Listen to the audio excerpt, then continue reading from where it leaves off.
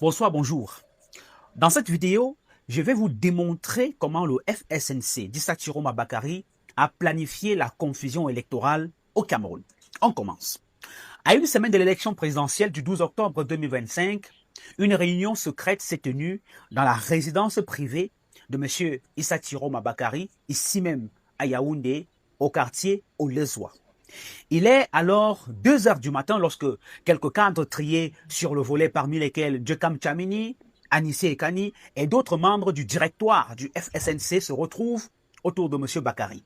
L'ordre du jour, ou alors l'ordre de la nuit, porte évidemment sur l'élaboration d'une stratégie pour préparer l'opinion à une supposée victoire du FSNC et surtout créer les conditions d'un chaos électoral qui est bien sûr contrôlé par ce parti.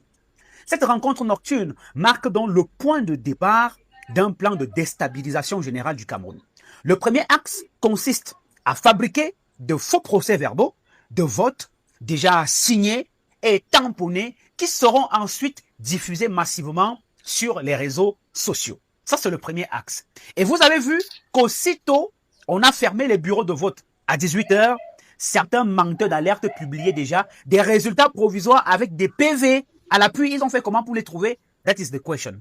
L'objectif ici était de faire croire qu'Issa Chiroma Bakary a remporté une victoire écrasante dès la fermeture des urnes, avant même l'annonce provisoire des résultats par Elections Cameroun, ce qui n'a pas encore été fait jusqu'ici, et plus tard, les résultats donc définitifs par le Conseil constitutionnel selon les dispositions statutaires de la loi camerounaise. Pour amplifier cette manipulation, les membres du FSNC décident donc de réorienter dans un premier temps le budget de communication du parti. Exit donc la fabrication des pagnes, des banderoles, des t-shirts à l'effigie du candidat dans les villes et villages. 90% des fonds initialement destinés à ces supports classiques sont désormais donc réservés et réorientés à des lanceurs d'alerte et influenceurs numériques chargés de prendre le relais sur Internet. Parmi les noms évoqués, vous le savez, vous avez Zumantro, Boris Bertol, Rémi Ngono, Paul Chouta, Valsero et d'autres figures connues de la désinformation politique au Cameroun.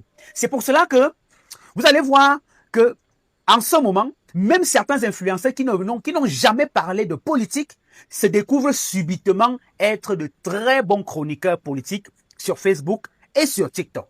Ce que vous devez savoir, c'est qu'ils ne le font pas parce qu'ils aiment le Cameroun, ou même parce qu'ils veulent trop le changement, ou parce qu'ils aiment Issa Chiroma Bakary, non. Ils le font tout simplement parce que chacun d'eux, selon nos informations, a reçu minimalement 20 millions de francs CFA pour publier et relayer ces faux PV et la victoire, entre guillemets, de M. Issa Chiroma Bakary sur la toile, quitte à intoxiquer l'opinion par des contenus fabriqués de toutes pièces.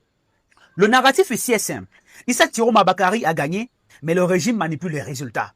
Vous devez aussi savoir que Issa Chiroma Bakary, au-delà des financements des chancelleries étrangères, a reçu des financements de 2 oligarques nigérians qui sont multimilliardaires en dollars et qui exploitent le pétrole. Leur deal est de financer Issa Chiroma et en retour, celui-ci leur donnera l'exclusivité de l'exploitation pétrolière à Bakassi et autres. En tout cas, j'y reviendrai.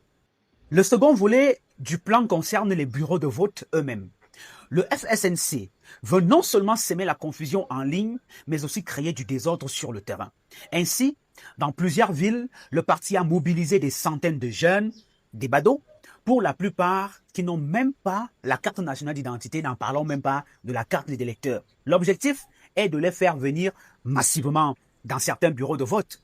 Vous avez forcément vu des vidéos où on a voulu vous faire croire que des jeunes se sont rués vers les bureaux de vote pour contrôler les dépouillements. En effet, ces jeunes n'ont jamais voté, au grand jamais. Ils n'ont même pas de CNI, comme je le disais tout à l'heure, encore moins de carte d'électeur. Ils ont reçu chacun 5 000 francs CFA pour faire du grabuge autour de certains bureaux de vote.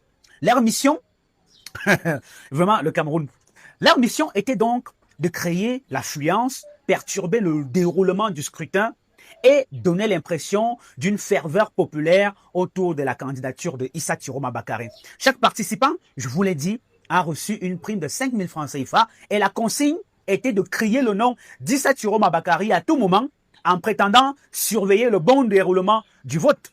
Et c'est pour cela que vous avez vu certaines vidéos publiées par les mêmes menteurs d'alerte dont je vous citais les noms tout à l'heure, où des jeunes scandaient Tiroma, président, pour vous faire croire tout simplement qu'ils surveillaient leur vote alors qu'il n'en était rien. Cette agitation savamment orchestrée visait un double objectif. D'une part, donner l'illusion d'une mobilisation exceptionnelle et d'autre part, provoquer des tensions qui seraient ensuite exploitées sur les réseaux sociaux. Car pendant que ces scènes étaient filmées par des téléphones portables, les relais numériques du FSNC, payés à coups de millions de francs CFA, se chargeaient à leur tour de les présenter comme des preuves de fraude ou de tripatouillage du scrutin présidentiel. Tout ce dispositif repose sur une coordination numérique qui est bien structurée. Dès la veille du scrutin, plusieurs groupes de discussion cryptés ont été activés entre Yaoundé, Douala, Paris, Bruxelles et bien d'autres pays. Les influenceurs identifiés recevaient en temps réel des faux PV, des montages photos et des messages à diffuser.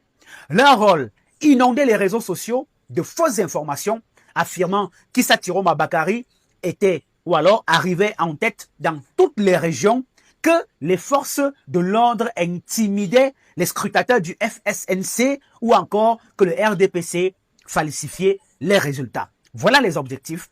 À mesure que ces publications se multipliaient, les militants du parti partageaient massivement les contenus, créant une bulle d'informations parallèles où la victoire du FSNC paraissait évidente. Beaucoup de gens ont paniqué, beaucoup m'ont appelé, je sais de quoi je parle. Cette stratégie visait donc à préparer psychologiquement l'opinion, à rejeter les résultats officiels et à provoquer une indignation collective et peut-être même sélective au moment de la proclamation des chiffres réels. C'est ce qui se passe dans notre pays actuellement. Ce que je révèle ici est que le FSNC n'a pas mené une campagne électorale classique, mais bien une opération d'influence bien planifiée. Chaque étape de la réunion dont je vous ai parlé tout à l'heure, de la réunion secrète, à la mobilisation des badauds en passant par la coordination numérique, obéissait à une logique précise. Brouiller les repères, créer le doute et rendre toute vérité impossible à distinguer du mensonge. En multipliant donc les émotions, en exploitant la crédulité des internautes et en jouant sur les symboles de la contestation, le FSNC a tenté d'imposer son récit dans les esprits avant même la fin du scrutin. Cette stratégie du désordre, habilement déguisée en combat pour la transparence électorale, s'est finalement révélée pour ce qu'elle était, en tout cas une entreprise de manipulation politique destinée à fragiliser la démocratie camerounaise et à attiser la méfiance envers les institutions républicaines. Conséquence, des jeunes ont brûlé des édifices publics à Tchang, d'autres ont voulu manifester à Douala, on a tous vu, malheureusement, tous ont été arrêtés et vont répondre de leurs actes. Et parmi eux, il y en a qui n'ont même pas, en tout cas la majorité, n'ont pas de carte d'électeur, encore moins de carte nationale d'identité. Au terme donc de cette réflexion, une certitude s'impose.